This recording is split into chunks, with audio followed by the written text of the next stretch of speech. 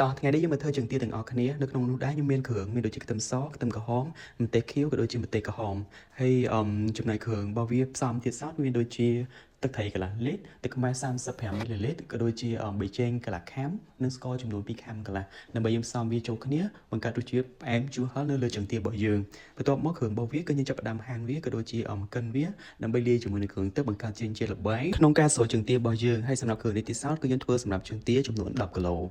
ជើងទារបស់យើងមុននឹងយើងយកមកធ្វើគឺយើងត្រូវសម្អាតវាឲ្យបានស្អាតសម្រាប់ខ្ញុំជ្រើសរើសយកអំបិលមានន័យថាខ្ញុំលាងខ្ញុំច្របាច់ជាមួយនឹងអំបិលអីហើយខ្ញុំចម្រាស់ទឹករបស់វាហើយបានខ្ញុំចាប់ផ្ដើមយកធ្វើគឺខ្ញុំអត់បានធ្វើជាមួយនឹងអំសូដាអីទេគឺពីច្រើនគឺខ្ញុំធ្វើជាមួយនឹងអំបិលហើយនិងក្រូចឆ្មាបន្ទាប់មកយកវាទៅសោហើយបានយកវាមកលាយជាមួយនឹងល្បាយដែលយើងបានលាយនឹងហើយយើងត្រៀមប្រអប់តូចៗសម្រាប់ដាក់វា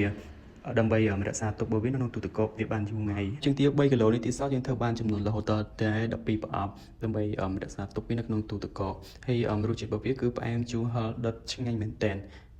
យើងអាចញ៉ាំវាបានជាមួយនឹងបន្លែស្រស់ក៏ដូចជាខ្ទឹមលីងកាន់តែច្រើនគឺកាន់តែឆ្ងាញ់វីដេអូរបស់ខ្ញុំបានចប់ហើយមានតែប៉ុណ្្នឹងទេបាយ